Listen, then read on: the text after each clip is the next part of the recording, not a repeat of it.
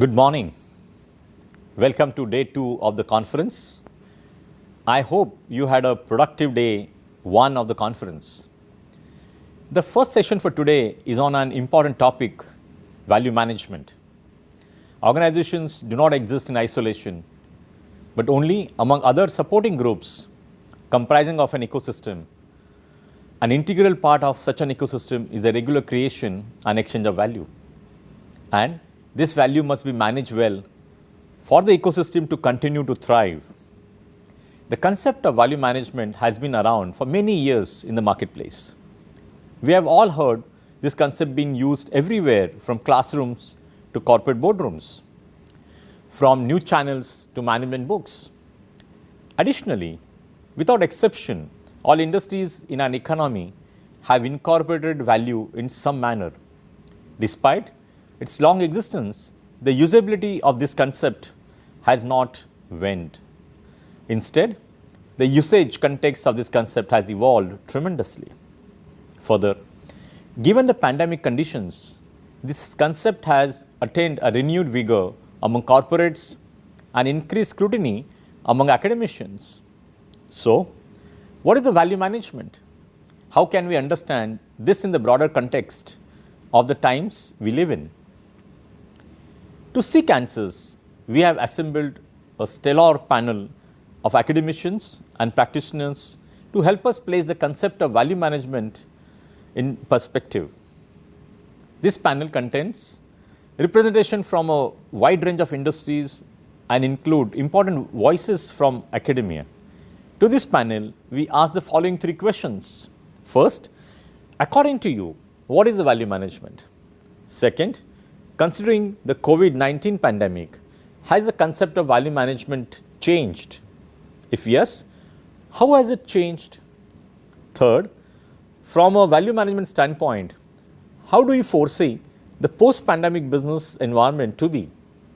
What business functions and personnel roles, in your opinion, will see the most changes? These responses run the gamut of answers and are expected to educate and inform us on the important topic. Without any further delay, let's enjoy this session.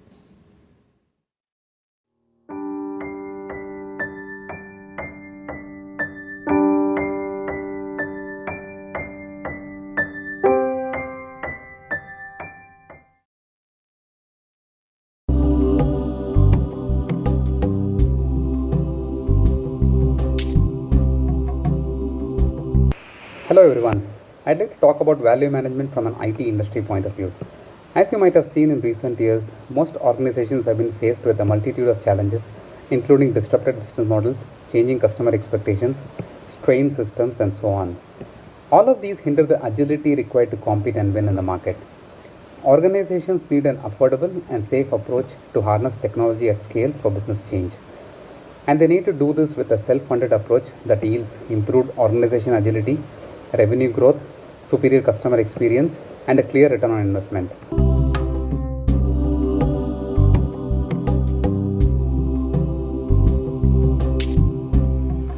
Value management, according to me, is a fine act of balancing. It essentially is an act where you use the limited resources that's provided to you to maximize the outcome for the sponsors. At Bosch, we use a tool called Target Cross to drive this balance amongst the different stakeholders. Though there are multiple techniques, I see this more as an art of, managing the expectations and stakeholder management.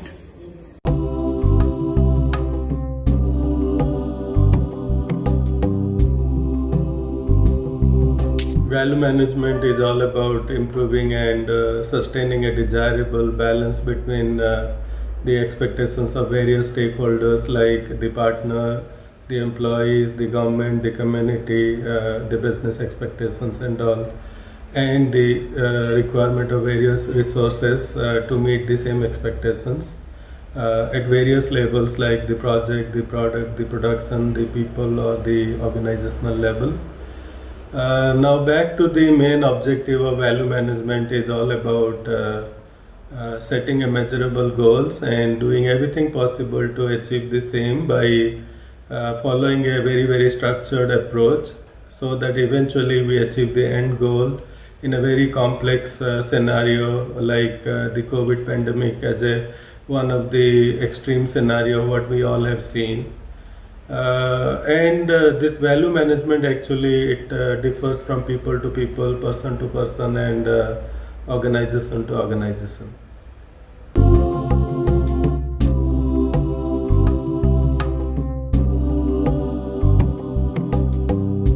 Every company has a set of customer expectations it has to meet, and a set of resources it can use to meet the customer expectations. Now, how optimally the company uses its resources to meet customer expectations is what we mean by value management.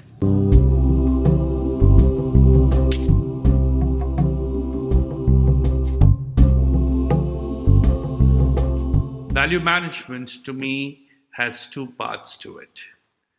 The first one is the tangible side of value management, which we normally express in terms of numbers, the growth, the market penetration, the top line, bottom line, etc. This part undergoes a lot of changes. There are good times, there are not so good times, and that's fine.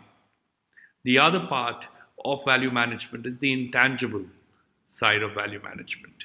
This is the perception of the organization in the eyes of the employees, the customers, and the suppliers. At no point can the value here have any change other than an upward trend, because it's only in this format where the perception of the organization rises in the eyes of its stakeholders will there be a future for the company. And therefore, top management and the leadership team would always focus on the intangible side of value management.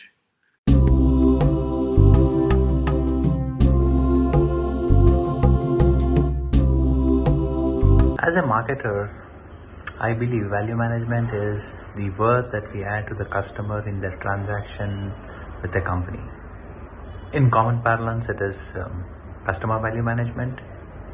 Basically, it is for the money that the customer is paying, what are the value or the worth that or the benefits that he is getting compared to our competition. If the company's offerings is better than the competition, then we say that we have added value. It is basically the whole process of creating, communicating, and delivering an experience to the customer is value management for me.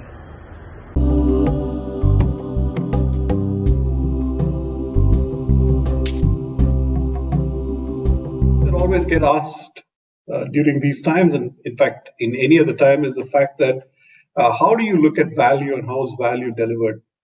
Value to me, or to most practitioners, I guess, is a simple equation of cost, price, and then something above that. It's always cost to the person providing the service or providing the product for that matter, or the blurring lines between the two. There's no distinction in today's world about what's a pure product and what's a pure service.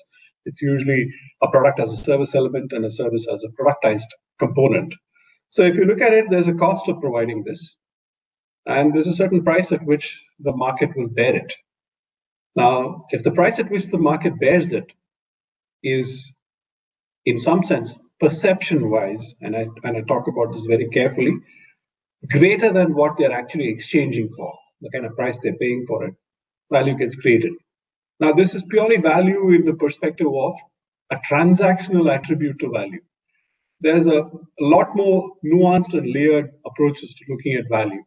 The value that you bring when you are able to provide a service that is otherwise not easy to obtain. For example, in the technical world, it could be expertise in a certain area because of the fact that you have expertise in that area and it's highly valued and it's short skilled in some sense in a world supply scenario. Now, that could be a value that comes out of that.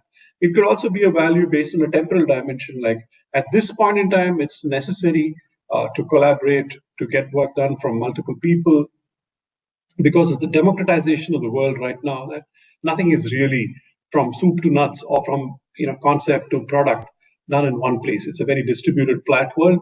So if value gets created in multiple entities, then you also tend to value that from a temporal dimension of time to market or expertise. So in essence, value is when someone transacting something, either giving up control or giving up resources or giving up something like money, is able to get some benefit, and that benefit far exceeds purely a cost price equation. So to me, value in a large sense has been driven by the flat earth model, the flat earth model, which was created a while back, that you cannot do everything in one place. It's an interdependent, interconnected world. You need to coexist. There's also the move of technology that has democratized the world in the sense that anybody can design, anybody can manufacture, anybody can consume, and they all consume differently because that's what the plurality of the world means. So where you're able to create value is primarily where a benefit accrues to the person seeking that value. It could be a transactional value, as I mentioned earlier, which is cost. It could be an element of capability, which is expertise.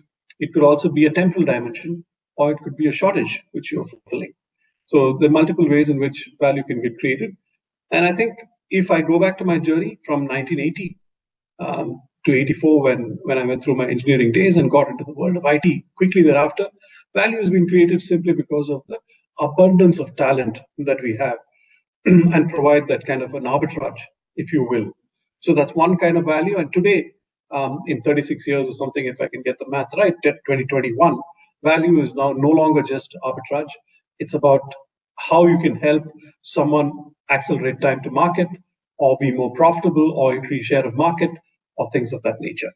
So that's the value perspective. What has changed in COVID is a question that we get asked often. And in my view, it's pretty simple. Nothing really has changed.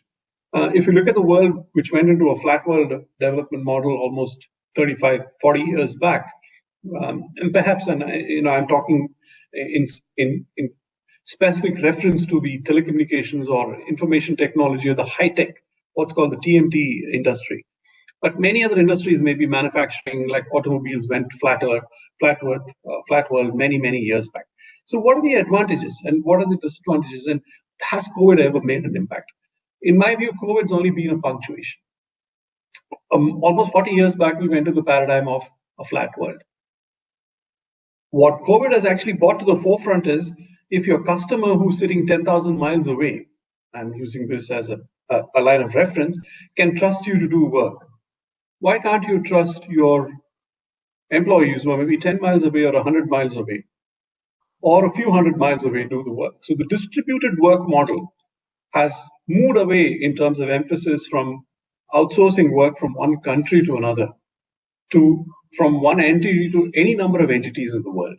What used to be, like, say, work getting shipped out from North America to India, or from the Far East to India, or from Europe to India, has now not changed, except that from India, it's no longer destinations like Bangalore or Chennai or Hyderabad that will be the nodal focus points where work gets done, or Gurugram or whatever. It's like any part of India, talent can be located. So we're truly seeing a distributed development model in what I call a WFX, work from anywhere. Now, X could be a home, it could be an office, it could be something in between. So we're going to see COVID has actually woken the world up to the fact that you can truly democratize work, and it's not tied to a geography. So in some sense, we can call it the wireless workforce. Just like for a population of about 7.5 billion people, there is almost 6 billion mobile phones. 6 billion possible locations of work is going to come. That's an exaggeration, but the fact is, work can actually be delivered from anywhere. That's what COVID has really taught us in this.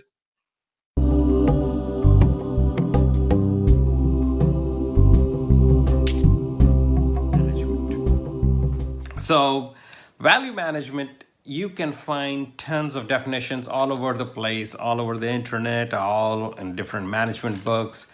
But value management are primarily related to specific projects. And the whole purpose of the value management in the projects is to make sure that the project is the most effective and the most efficient, most benefits, most cost benefits, most economical, most human resources benefits. They're all a part of it, which involves a ton of planning. So if you look at it in value management, you have a lot of planning and organizing that is involved as well.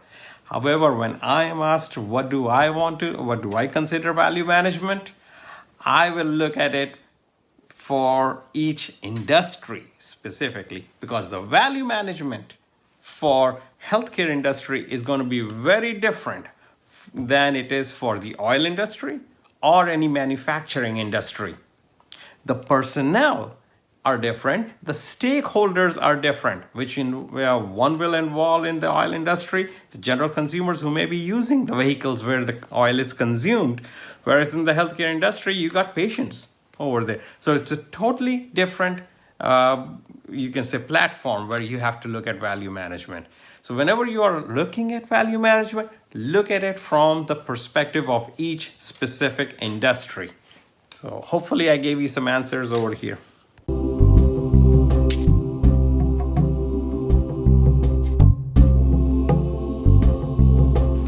According to me, sustainable, agile, profitable plus creative in delivering any product, project or process for which a customer is willing to pay is called value management.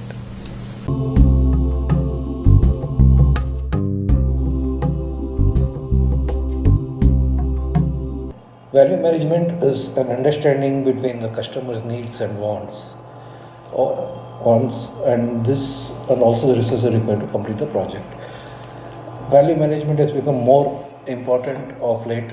It's because first we have to understand what the customer requires and have to deliver as per his needs. Earlier, value management was only a product. Product means the cost of the product was only value management.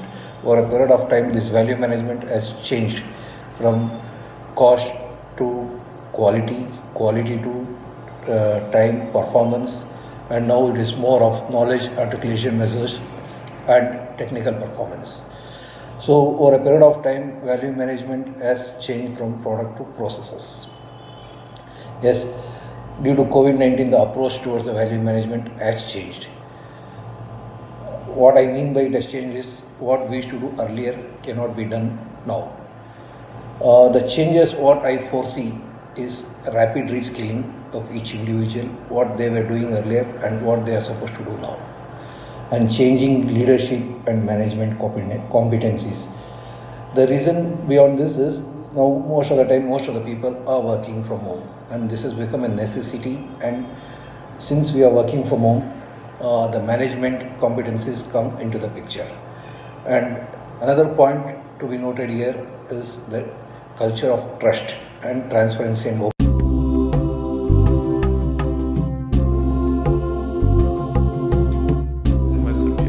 And today's session is about value management. What is value management? To startup like Scopela Tech Ventures or Libresh Food and Beverages. For us, it is about sustainable value. So wherever, when you are discussing about value management, you should have clarity that value management is different and cost cutting is different, because after some time we'll discuss about its impact pre-COVID and post-COVID. It is not about cost cutting. It is about bringing the same quality without compromising your functionalities. You can develop new functionalities, but don't change your output. Whereas in cost cutting, will change a little bit of output program, and you'll change a little bit of your functionalities and will give a different solution to your customer, while it is different from value management. In value management, will not going to compromise at all. It is going to start at ground zero. If you want to start at later stage, let's say phase 2, phase 3, after after starting the job, then it is really difficult. It will not help much. It will incur losses, or it will not reduce the cost, but it will maximize the cost. So we need to be clear about that.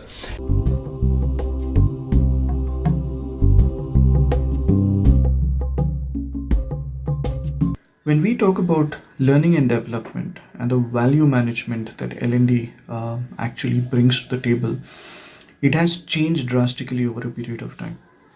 So initially, learning and development was probably like a support function, okay? But today, when we look at learning and development has become a strategic business partner, bringing in a lot of value to the organization as at large. When we also talk about learning and development, we also talk about how it has changed over a period of time, bringing in newer and newer aspects of what exactly can entail or can come under the whole umbrella of learning and development.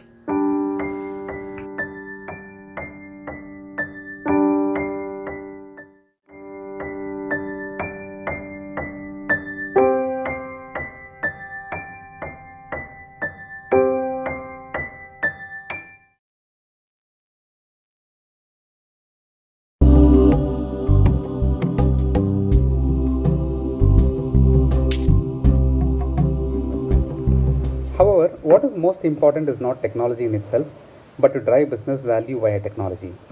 Business value management has gained even more prominence in light of COVID, when most businesses have been faced with diminishing sales and immense cost pressure. So it becomes increasingly important for organizations to deliver the right business value as foremost focus when it comes to undertaking technology transformation initiatives. Value realization could be in terms of either TCO reduction, improved speed to market, or business performance. Value can mean economic value, building a futuristic capability, improving brand image, or even contributing to larger society.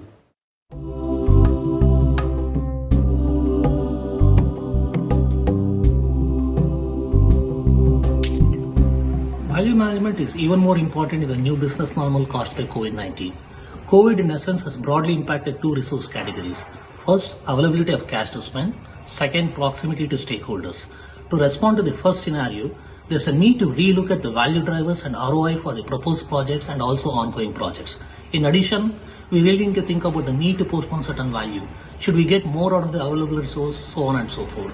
In BOSS, for example, some of the projects that we have reevaluated were smart parking, visitor management, smart campus, given the fact that there's a reduced footfall to most of our work location.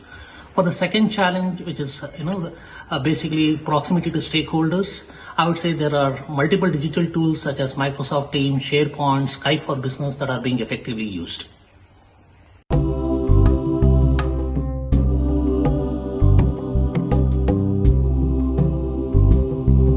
Good question on our approach to value management. To be honest, not much change. It remains same when it comes to our approach, but definitely there are a lot of learning experiences, or I would say shift in focus, majorly in three areas. First, related to employees. The employee health and safety became the number one priority because we all could see how the entire supply chain management could get impacted due to COVID.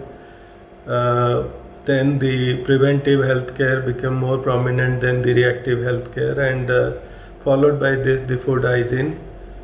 Second part of the learning experience, the changing dynamic customer expectation, because no change in our customer expectation, but we had lot of limited access to people, customer, supplier, or I would say everybody in the entire supply chain management, but still we learned the art of meeting the expectation by prioritizing things. The third area, it could be possible to meet the customer expectation. Extensive use of digitization, or I would say virtual meeting, was definitely helpful to prioritize and still try to manage lot of things virtually to meet the customer expectation or each and everyone in the entire supply chain management. So these are some of the new normal, I believe. We need to keep on exploring and learning and see how best we get out of all these new normal of managing all our stakeholders with whatever available or limited resources we have.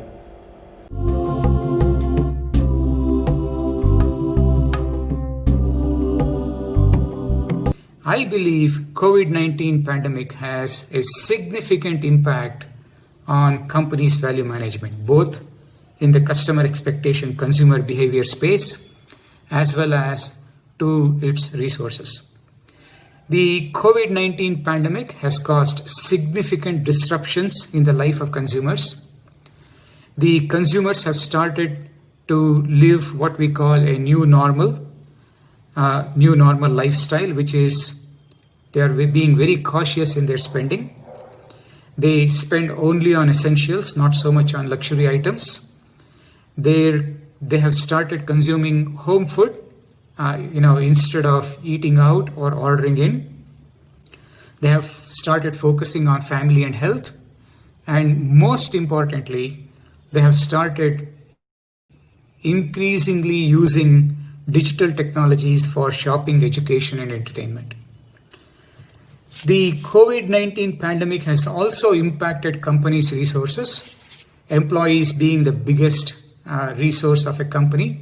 Employees have started working from home, and the productivity of employees working from home is still yet to be evaluated.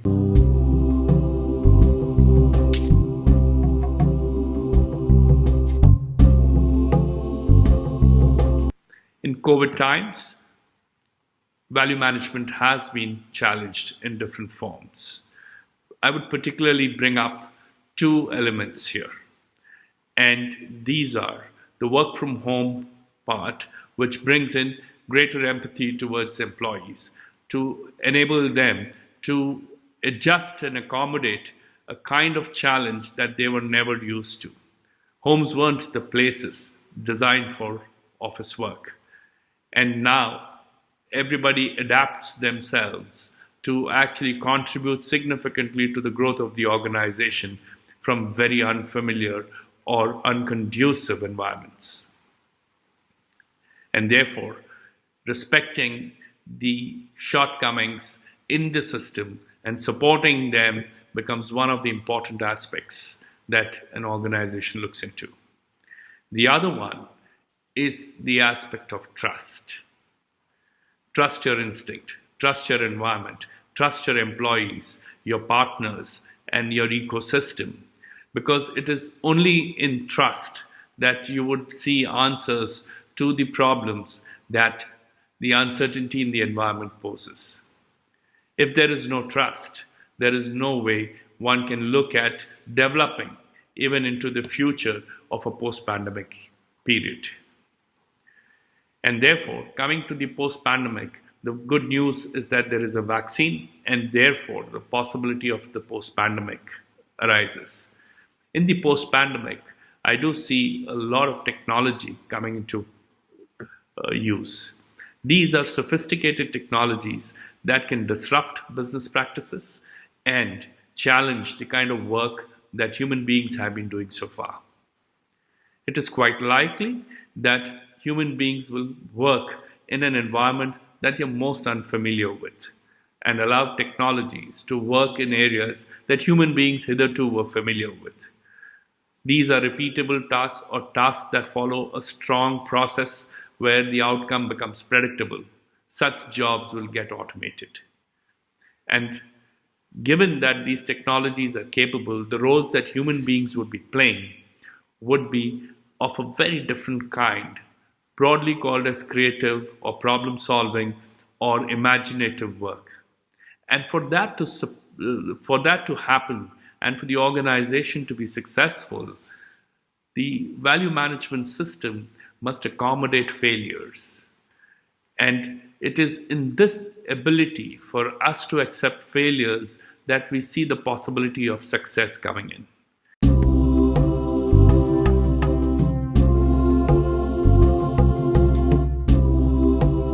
An interesting question. The pandemic has indeed thrown open a number of opportunities for businesses. While COVID-19 was raging, customers moved to more contactless transaction for their daily needs, be it financial transaction or work from home or doing their daily chores. So businesses took this as an opportunity and deployed some of their ready-to-use solutions such as virtual desktop solutions for a doctor or it could be for students to attend their classes through a Zoom call, so there was need for huge network capability, or for an engineer to do large data processing, which is all about edge computing or cloud solutions. So it was a quick adoption. So pandemic brought in all these changes, and people were quick to adopt the solutions offered by technology providers. And this was not specific to any specific industry, it was across industries. It was in healthcare, it was in retail, it was in manufacturing, it was in banking, it was across industries.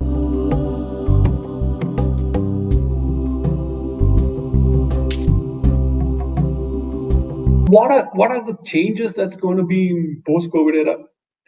Largely, it's going to be about breaking conventional wisdom into thinking that, for example, collaboration can take place only if you get to work in a physically shared environment where people get together, maybe in a lab, maybe in a conference room, and ideate over a drawing board or a whiteboard or a piece of paper and exchange ideas, maybe things that socializing that happens at a coffee break, or for those who smoke, a smoke break, or during in a lunchtime, or out of the work context.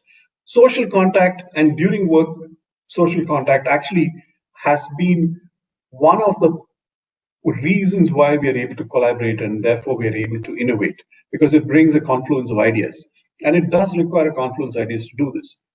What the post-COVID era is teaching us is to basically say that we need not abuse this need for space, or getting into what Nishida, one of the Japanese philosophers who's identified bar, or the creative workspace when one needs to get together and collaborate, as something that can really move to be virtual. So what I see happening in the post-COVID era is the fact that it's going to be a hybrid world. When I need to collaborate, when I need to get social, I will possibly opt to do that. It could be in a shared workspace. It could be in a workspace owned by the organization. It could be any other place where you could, it could be a nice place where you can go out for a jog and discuss your ideas and then do what you need to do. The concept of shared space is going to be transformed radically, at least in knowledge industries. Now, when it comes to things like manufacturing, where people need to get together because there's a point where the product is finally put together, for example, like a car, you need a factory, you need an assembly line. Even though it's robotized, it needs to be in one place. Even in such places, I foresee, maybe not right now, but in the next 5 to 6 years, things with pervasive communication, better computing, industrial IoT, or what's called the industrial Internet of Things, and 5G, and as we talk about 5G just about coming in, even 6G is being standardized. Everything is going to get done remote. So it really doesn't matter if I'm sitting at my home, like I'm doing this and talking to you guys, or I could be sitting in a beach somewhere in Goa and carrying out what I need to do. I could actually be sitting in a beach in Malibu and looking at the way my plant, which is manufacturing the latest, maybe Tesla, is coming out, because that's possible with computer vision, with artificial intelligence, with mixed reality, with augmented reality, and multiple layers of trust through blockchain and other mechanisms in cybersecurity. It's very much possible to take the geography out of the equation. So in the post-COVID era, we're going to see some wonderful changes. It's moot to say whether I'm going to live to see all that, but I'm sure that in the next 5 years, we're going to take a fixed location out of the work equation. So the post-COVID era is going to be exciting. The virus is not going away, it will mutate, but the human resilience is far, far higher in terms of how as a species we have survived, thrived actually, not just survived, over several years. So we will adapt. And so will also business models adapt. There will be some constraints where things need to get done in place. For example, healthcare cannot be delivered remotely for every situation. You might have to get a patient on a table and operate. So those kind of things will be there. But we have noticed in the COVID era, a large part of medical care can be delivered remotely, telemedicine, which people talked about 30 years back. I remember in the beginning of my career in '84, as a young graduate engineer, we talked about telemedicine, but it was in the realm of science fiction. But today it's a reality. You don't want to go and get exposed to the virus. And therefore, you want to consult a physician remotely, and then you can even get diagnosed remotely. And technology makes that possible. You can turn a smartphone into anything, including an ECG. to figure out whether your heart condition is all right or whatever it is. So the caregiver is at a different point, which means the expertise lies somewhere else, the need lies somewhere else. All you have to do is connect the dots.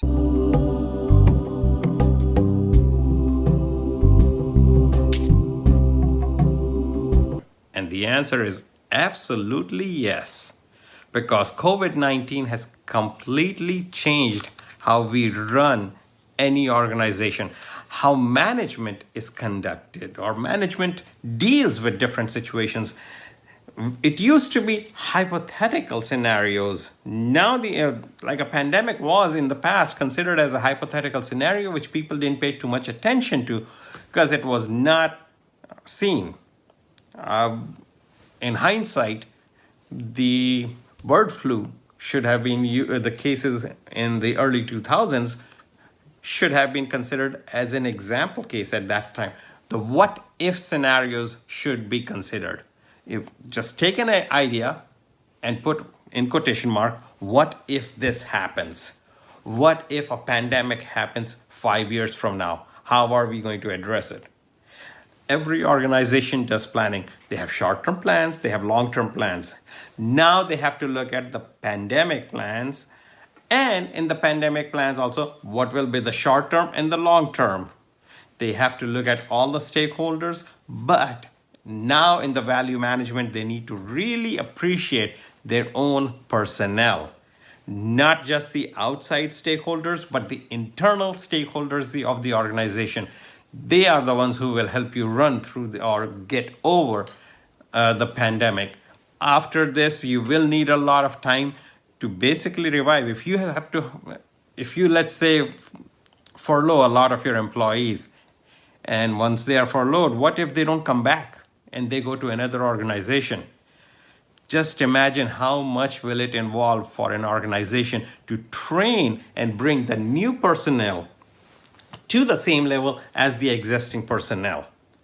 And that will cost you time and money.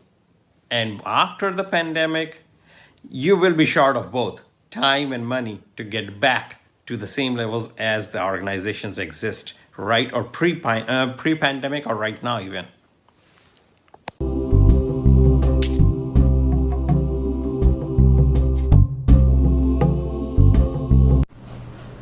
Yes, COVID-19 pandemic has changed the approach.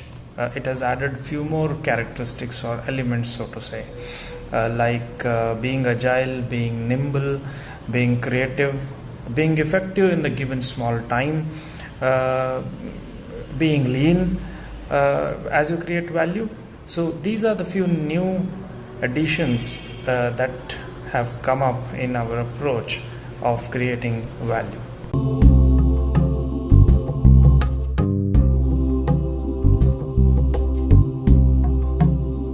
So over a period of time, value management has changed from product to processes. Yes, due to COVID-19, the approach towards the value management has changed. What I mean by it has changed is what we used to do earlier cannot be done now. The changes what I foresee is rapid reskilling of each individual, what they were doing earlier and what they are supposed to do now, and changing leadership and management competencies. The reason beyond this is now most of the time most of the people are working from home, and this has become a necessity, and since we are working from home, the management competencies come into the picture. And another point to be noted here is the culture of trust and transparency and working in more agile ways. When I tell agile ways, we should find simple, faster and less expensive ways to operate. This is very, very important in today's conditions.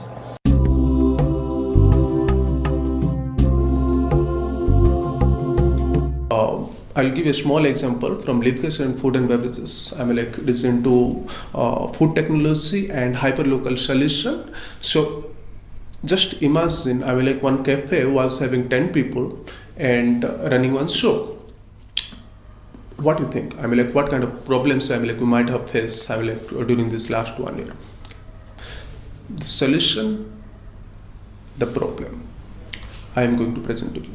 The problem was human infrastructure. The scarcity of human infrastructure, and we need to find a solution because we need to give the same quality or output to our customer, and we are dependable on human infrastructure, but it didn't happen. We really had this problem.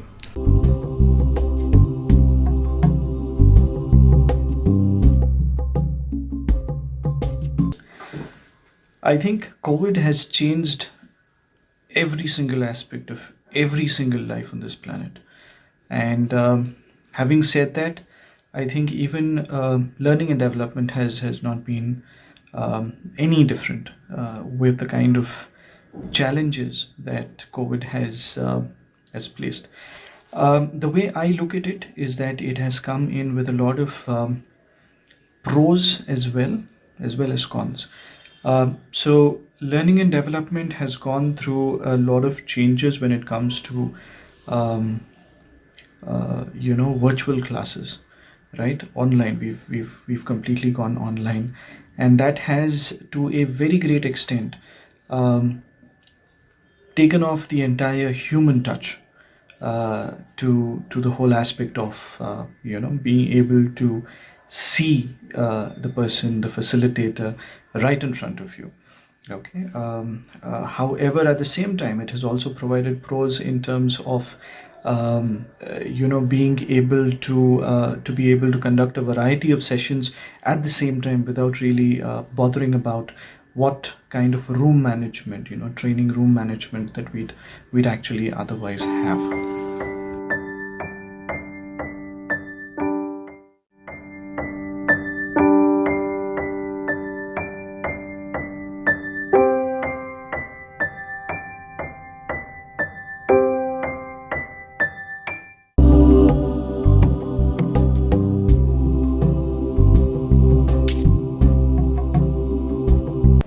So what we are seeing within the IT industry is the following trends.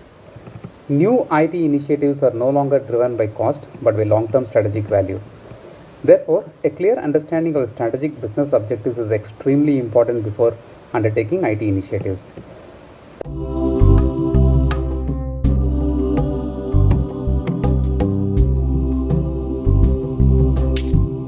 Business environments will be impacted by constrained cash flow and higher expectations of value for money.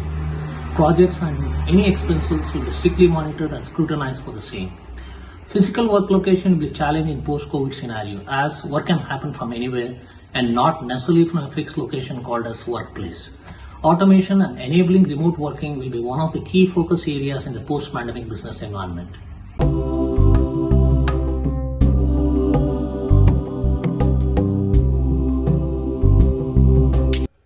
Oh yes, I think there will be a positive impact of pandemic on the value management in the coming future.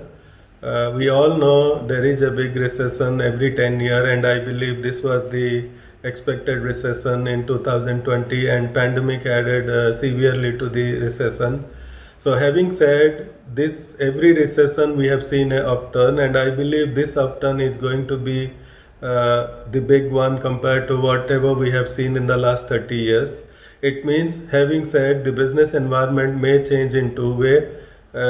More from a positive standpoint. There will be focus on organic and inorganic growth, and B, there will be focus on productivity and efficiency and quicker way of doing things by using all the learning experiences during pandemic, what we learned, where we had limited access, but still we tried our level best to meet the dynamic customer, or I would say dynamic changing customer expectations. From a roles and responsibility point of view, I don't see much change in our organization because we are a typical manufacturing organization. Even during the pandemic, we were all operating out of office, just from a solidarity point of view to our operators, because irrespective pandemic, they have been operating out of the plant, and accordingly we decided entire salaried employees also will operate out of plant or the office, and it was really helpful to us. And I see still there will be some change in our roles, especially managing the external thing. We learn to manage a lot of things virtually with a lot of our external stakeholders, which I see will be a change in our organization, like managing customer, supplier, various stakeholders in the entire supply chain management. Our priority will be to manage virtually unless it is required to visit in person. The second change, definitely we will rethink in outsourcing couple of things, not many, but few of the things if we can outsource and manage virtually. I believe these are two changes from a roles standpoint may take place. That's all.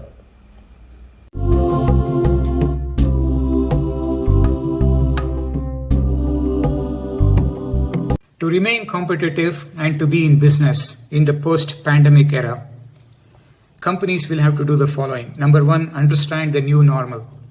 Understand the new consumer behavior, the cost-conscious consumer.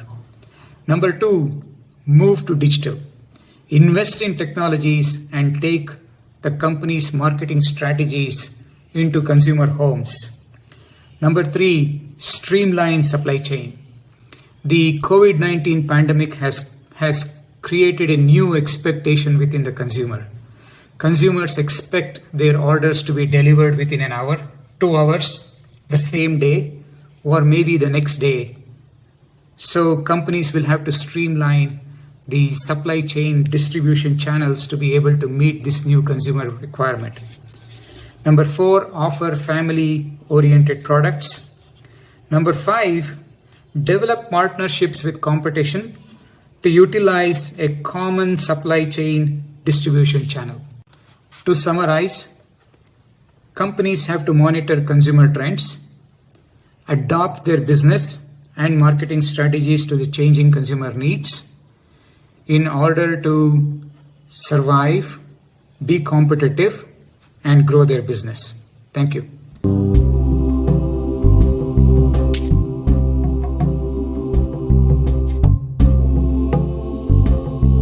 My view, in the post-pandemic period, there are three things that come up. One is draw a lot of empathy towards your employees, your suppliers, and your customers. Two, look at the whole aspect in the context of a failure that's as possible as success is. And third, trust your instinct. Thank you.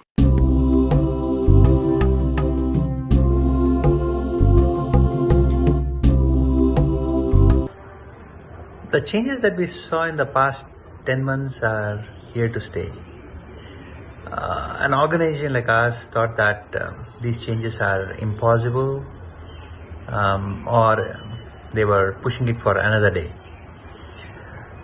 But with the pandemic, as I was mentioning, it has thrown open a lot of opportunities, and there is no second chance, so to say, because business has to continue. And so organizations have adopted to the age-old techniques as well as new techniques like the artificial intelligence, blockchain, machine learning, edge computing, so on and so forth, for faster data processing or working from the edge, selling virtually. So it's a whole new paradigm of doing business.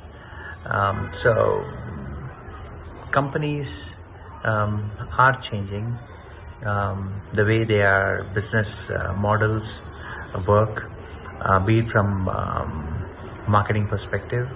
The physical events, which were the mainstay for a B2B business like ours, has been replaced with virtual events.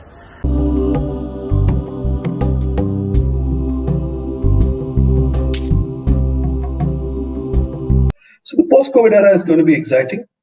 What's going to change? It's just the human psyche that needs to adapt, and otherwise, we are not going to thrive. We might survive, or we might even perish. Those of us who refuse to change. For those willing to change, the post-COVID era is going to be a far better place, where you have a lot more social time that you would otherwise unnecessarily spend commuting or doing something which is not very productive. So it's going to put the power back in your hand. It's going to create better work-life integration, because work-life balance is based on a flawed premise that something is wrong. So the post-COVID era is going to create work-life integration. What are the challenges that will come? There's a collision between two domains, your social domain and your work domain. As long as we know how to partition the social domain and the work domain, I think we will learn how to get to do that. Maybe we'll create modular workspaces at home that gives privacy. At the same time, allows you to work without necessarily having to commute. We could collaborate virtually, and when required, we could collaborate physically too. So in short, the value equation is going to be redefined as someone who is able to be agile, adopt, and respond to the changing needs of the world. COVID's only a punctuation. It's not an event as the world is making it out to be. It's possibly a wake-up call to say that we should think of different things. And I think every 100 years, everyone goes through this. Maybe the World War, the Great Depression, multiple things happened in the 1900s up to 2000. So in this era, we are seeing the first punctuation. We might see another punctuation a few years later. But all this is going to only do one thing: accelerate the way in which we collaborate, accelerate the way in which we realize that it's a flat world, and we do a lot better together than in an era of one-upmanship. So that's what I have to share with you today.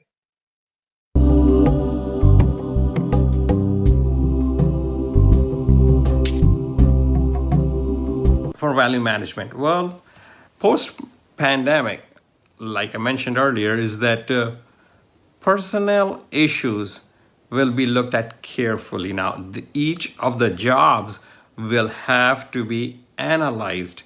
How many of the jobs, for example, how many of the jobs can be done remotely? Some of the jobs are easy to be, they can be performed remotely. That may involve basically quarantining an individual. Quarantining does not mean that they cannot work. They can still do their jobs from home. For example, you do not need an individual to run a computer program, run the statistical analysis, to run the accounts receivables and accounts payables database at home. They can run that thing. However, now the companies should also look into investing heavily into cybersecurity. Because if individuals start working remotely, then they should have proper encryption of data, or they may lose data and vital financial information that can be classified in some cases as a theft, or it can even be classified as a competitive disadvantage for you because somebody else got your advantage now. So you will have to reassess or reevaluate each of the positions that you have right now. The positions will have to be also looked at from the point of view of, are they necessary? The necessity point. The individuals who get salaries based on how many hours they work, they are basically hourly employees, not a salary employees. That can be a little tricky over there, because how do you monitor their hours? Do they clock in and clock out on the computer? Is that the only way? No, a lot of times the work goes on before and after you even officially clock in and clock out. When there is no socialization, that can have an impact. Socialization is a part of a business environment, and that has to be brought in somehow for all the entities and all the employees.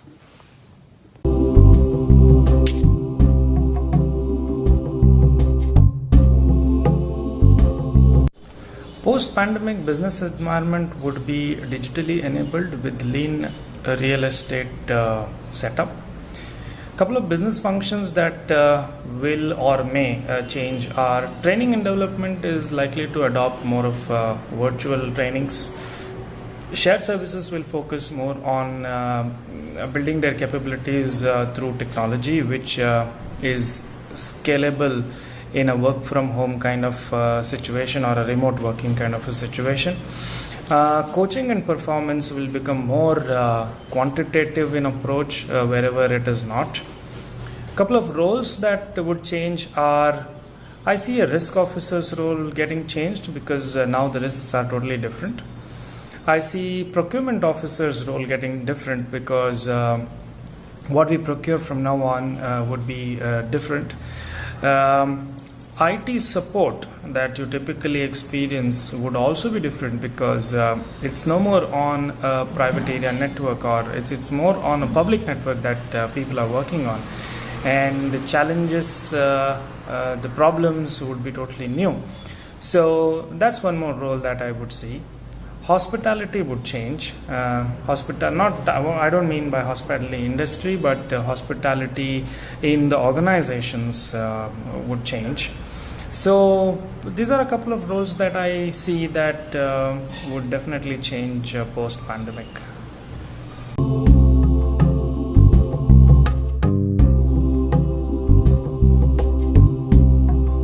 Working in more agile ways.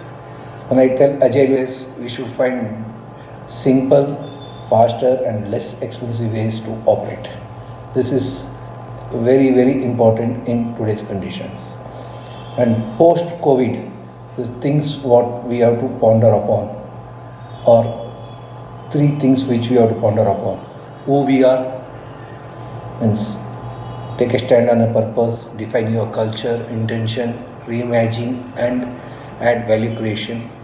Then how do we operate? Move beyond hierarchy of bosses. You have to make fast decisions and treat talent as very rare or scarcest sources available. And finally, post-pandemic, it's very important for all of us to understand how to grow.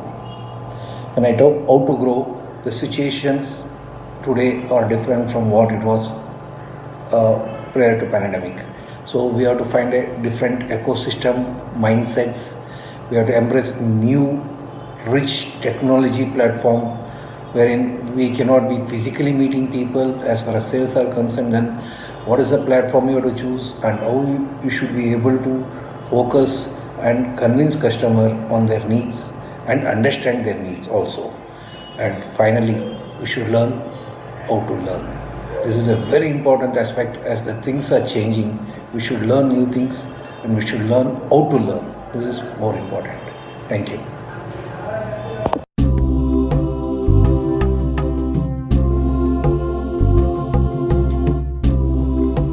We had very less people to do the job, and right now things are getting better, but we had learned our lessons. Now we want to make it more automatic, more robotic.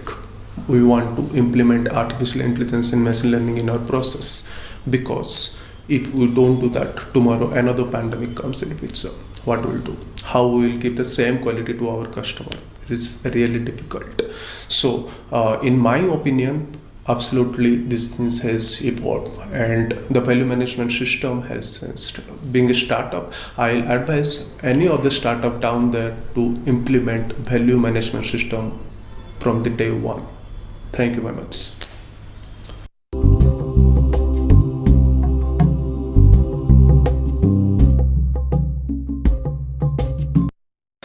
I think from a futuristic perspective, a lot is going to change, and a lot has already changed.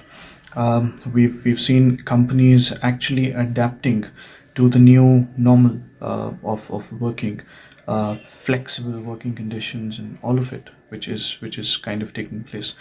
I think learning by itself has become more to do with learning on the go. A lot of learning management systems are being provided with solutions that can actually take care of a lot of enhancing of one's knowledge and capabilities, for that matter, that's in place. When it comes to classroom sessions, I'm sure after the vaccination, a lot is actually going to pretty much come back to normalcy. We will have classroom training. There's with a lot of leadership development programs, I don't think we actually would definitely prefer to have classroom sessions rather than any other type of sessions, the virtual modes that I'm talking about. So I think, having said that, it's going to be a new challenge. There's a lot that we are discovering on a daily basis. There's a lot that we are looking forward to. I think it's a new way of working. We'd love to embrace all the changes that are coming in, and I think it's a whole new challenge, as well as an opportunity that we'd like to look at it as. So.